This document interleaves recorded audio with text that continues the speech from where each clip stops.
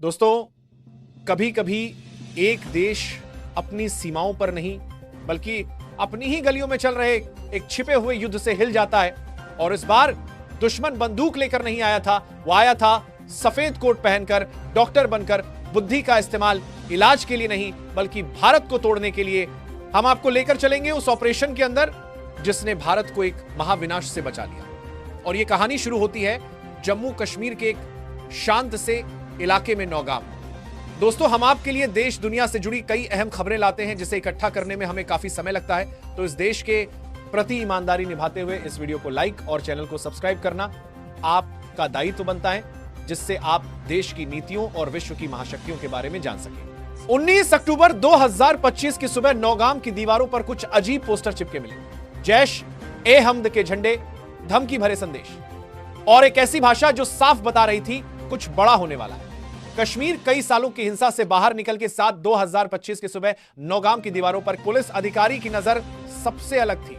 उसने पोस्टर नहीं पढ़े, उसने इरादे पढ़ लिए, उसने माहौल नहीं देखा, उसने आहट सुन ली। उसी दिन से उसकी जांच शुरू हो गई। 20 अक्टूबर को उसने पूरे इलाके की सीसीटीवी फुटेज निकाली और वहीं से मिला पहला सुराग।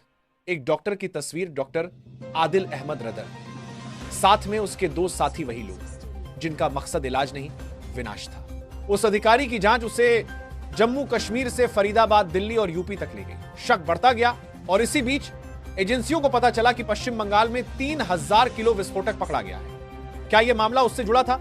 कड़ी कड़ी जोड़ने पर एक बड़ा नेटवर्क सामने आने लगा। जांच तेज हुई और अक्टूबर के आखिरी हफ्ते तक एक और नाम सामने आया, डॉक्टर मुजम्मिल शकील। इसके साथ जुड़े कई व्हाइट कॉलर आतंकी, मतलब दिखने में पढ़े लिखे लेकिन सोच में जहरीले।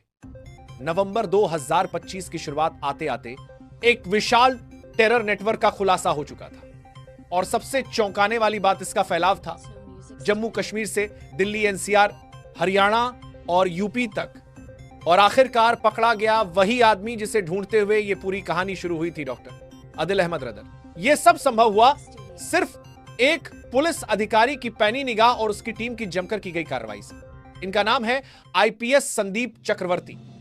उनकी रणनीति, फैसले लेने की रफ्तार और 24 घंटे का दबाव।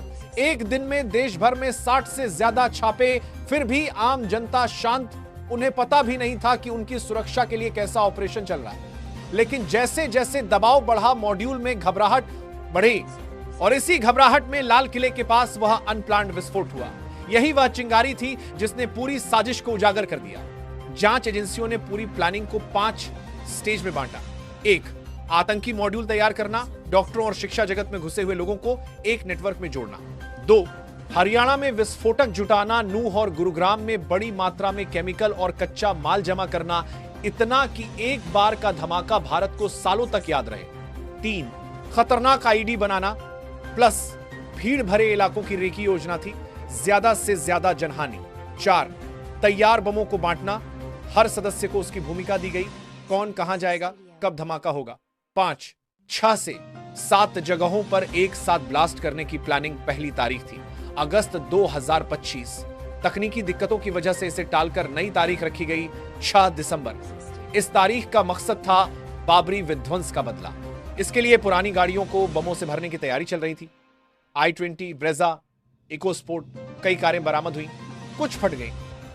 यहीं से शुरू हुई कहानी, यहीं से आतंकी तैयार हुए, यहीं से योजनाएं बनी और यहीं से बन रहा था कई बमों का नेटवर्क। जांच में सामने आया फर्जी मान्यता, संदिग्ध फंडिंग, प्रोफेसरों और छात्रों के बीच खतरनाक कनेक्शन, फॉरेंसिक ऑडिट की जरूरत। आईडी, E.OW और N.I.A की संयुक्त जांच, यूनिवर्सिटी की वेबसाइट, बंद कैंपस पर छापे, गिरफ्तारियां और एक एक कर सामने आ रहे सबूत।